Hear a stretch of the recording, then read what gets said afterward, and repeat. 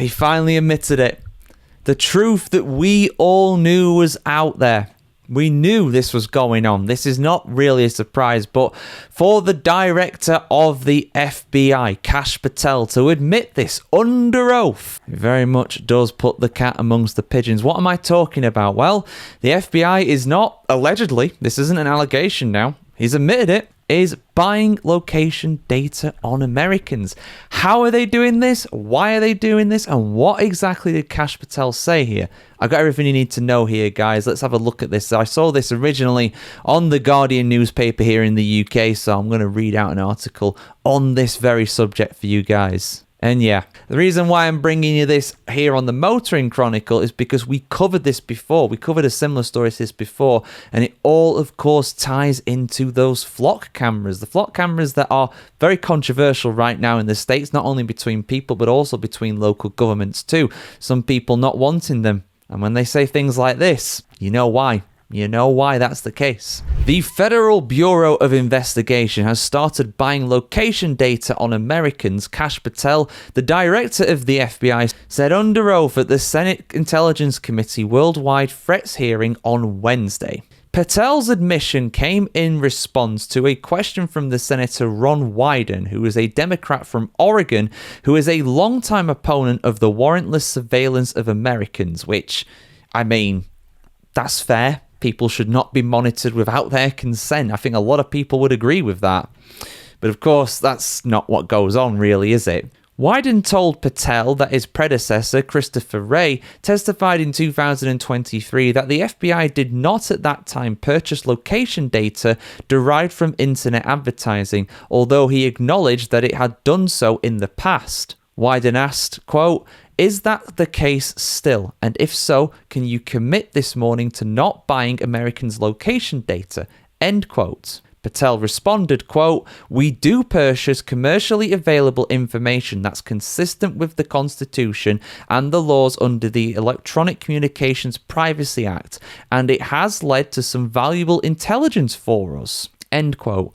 Wyden then followed up by saying, "So you're saying the agency will buy Americans' location data? I believe that's what you just said in this kind of intelligence lingo, and I just want to say as we start this debate, doing that without a warrant is an outrageous end run around the Fourth Amendment. Doing that without a warrant is an outrageous end run around the Fourth Amendment. It's particularly dangerous given the use of artificial intelligence to comb through massive amounts of private information.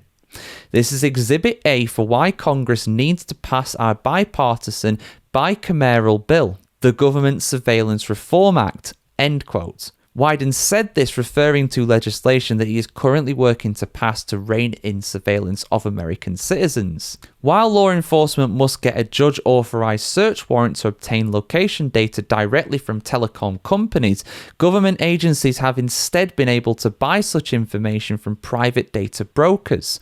Wyden's questioning of Patel on the issue was amplified on social media by Warren Davidson, who's a Republican in the House who introduced a bill mirroring Wyden's Senate measure with the Democratic representative Zoe Lofgren. Davidson observed, quote, "This is a clear violation of the Fourth Amendment and is why I introduced the Government Surveillance Reform Act, to close the data broker loophole that allows intelligence agencies to buy Americans' private data."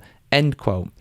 The Fourth Amendment to the US Constitution defines the right of people to secure their persons, houses, papers, and effects against unreasonable searches and seizures, and specifies that no warrant shall issue but upon probable cause supported by oath affirmation and particularly describing the place to be searched and the persons or things to be seized. So again, I'm not an expert in the Constitution. I mean, in general, I think that is very, very bad. People should have their right to their privacy, and they should have their right to their privacy. I don't think people should just be spied on all the time, particularly by their government. That is what George Orwell warned us about in 1984 when he wrote it all the way back in the 40s. And I'm sure some people, again, will say, well, if you've got nothing to hide, you've got nothing to fear. But that's irrelevant. Yes, obviously, these things can be used to try and stop people doing very nefarious things, but I think most people would more likely go with the fact that, well, I want my right to privacy. I don't want people